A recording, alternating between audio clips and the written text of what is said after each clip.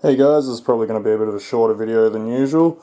Just got to do a couple of quick repairs. We had a wheel nut fall off of this one while we were driving it yesterday. And this one has a completely bent drive shaft right here. This T-bone right here. So, going to replace that, get that done. Also got a new motor on order for this one because this one's motor is starting to wear out and die.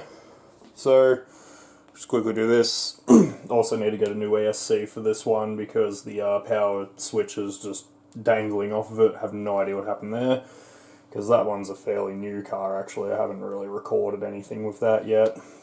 And also my Traxxas Bandit, which does have a video coming out soon. We're going to race this against that one there. We're going to see, they both got all the same parts on the inside, but this one being much larger, and this one being much smaller and more of an aerodynamic design, this one's probably going to win. But, hey, Traxxas versus Traxxas, all on the same parts, may as well, right? Alright, so we'll start off by putting the wheel back on this one. That's a nice quick job. So I'll just move this one out of the way. Just set the camera down here. Should be perfect. Got a nut right there, and obviously just our standard T. Alright, it's back on there. Just get the nut in on there.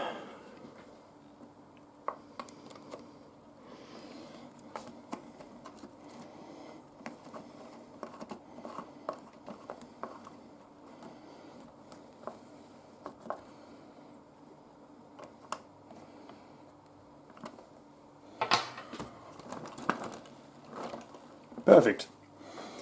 Alright. Obviously putting a new nut on a wheel is the easiest thing you can do. This one's now back in running condition. That's literally all that was wrong with this one. Actually, fun fact, this is my oldest out of the HSPs, and it's needed no repairs. This is my actual oldest RC car, and this one is pretty much retired now. It's obviously the body's all broken and bashed up, and underneath here it's basically just held together with glue in a few places.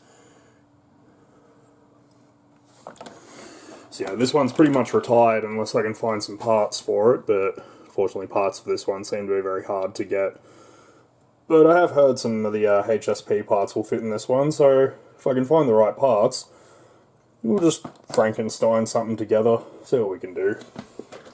Alright, now for the Fury. Now this one was actually a project car that I bought. Fortunately the footage for it was corrupted, so it's unusable now. So to give you guys the backstory, I bought this car as a project car, so every time something breaks I upgrade it with a better part. And eventually, the hope is this car will eventually be converted to full brushless and it will just be a speed monster. Also got some new shocks on order for it too, like, look at that.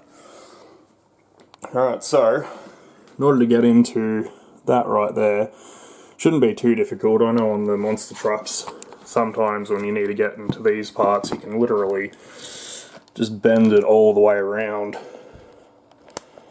and just give it a wobble. See if it'll come out, but this one's not quite that loose. So what I'm going to do, I'm just going to take the wheel off, and then in there, that little knuckle, just take that off as well, pull that out, chuck the new one in, which I've got right here. So also just figured out this one also needs a replacement. Both of them are on the same side as well, on the right side, so makes me believe maybe they've been doing some bad landings. And obviously I'm predominantly landing on the right on most of them, which, yeah. Alright, get this in a better spot and get the camera set up, and then I'll fix this up. This is just going to be a short video. Alright, so first things first. Get in here and take this wheel off.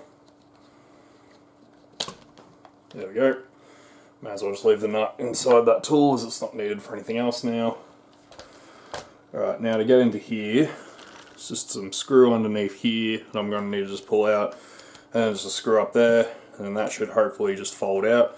So grab some tools, need to just size these up. So yep, should have one for that, should have one for that. Alright, grab some tools and then we'll do this one. Alright, actually I haven't had to replace one of these before, so I actually don't even know if this is going to be the correct way to go about doing it. So I guess we can learn together on this one. So after all, half the enjoyment of this hobby is learning how your cars work and how to fix them. Because, I mean, let's face it, you're paying a nice price for a lot of these. Even the quote-unquote cheap hobby grades still set you back a fair bit more money than your typical little toy grade RC cars. Oh, perfect. Look at that. That one is pretty bent. Probably doesn't show up very well on the camera, but it's bent enough to make a massive difference in performance. So, slide the new one in, get that lined up.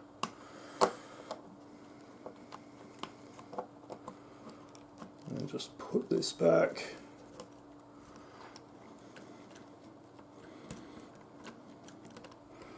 Just rotate it until it lines up. There we go. Perfect.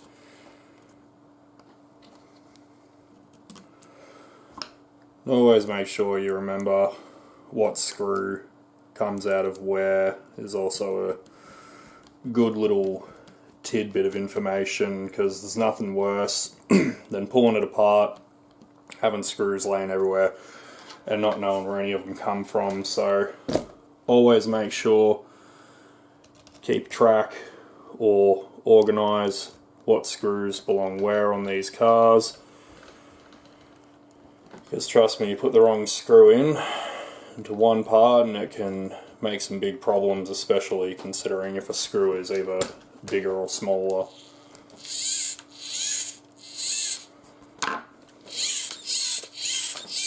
Yeah, that's moving pretty freely, so I haven't done that up too tight. If I have, I can always go back in and adjust it later.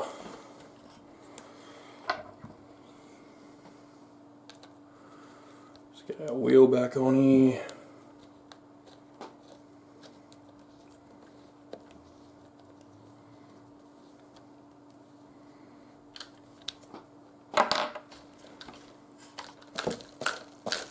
Perfect. And that's that one repaired. It's pretty simple. So, again, don't know if it's going to show up on camera, but it's curved all the way. So, when these break, your little drive shafts for the actual wheels puts a bit more strain on the motor, obviously, because it's now wobbly and it's not sitting correctly. So, this one, just go in the bin once they're done. You can recycle them. I've chucked it in my recycle bin because obviously it's metal, it's recyclable, doesn't matter. And yeah, simple as that. All you need for this one, just something, just a hex to get the wheel off, and obviously just a flathead. Flathead screwdriver is what I use, or you can use a Phillips head screwdriver, doesn't really matter. I just prefer the flatheads, especially when working with these sort of cheap aluminium screws. The Phillips heads I've noticed stripped a couple of things with those, so I personally just use a flathead, but your own discretion. It's your RC car, it's your time, it's your money. You use whatever is going to get the job done best for you. If you think I'm an idiot for using a flathead, then you think I'm an idiot for using a flathead. You can use a Phillips head. It's all just personal preference. So yep, that's sliding back and forth properly. That's put in correctly. It's very, very loud, squeaky sound though, because this motor is basically on its way out. It's got a bit of a bent shaft in it, so it's overheating, it's dying. So we're going to chuck a new motor in this one as well. And once we chuck a new motor in it, it's going to be fully back in working order. I'm actually going to put a 550 in it. This one's currently running a 540 motor. So yeah, put yours on when I'm putting a motor in this one.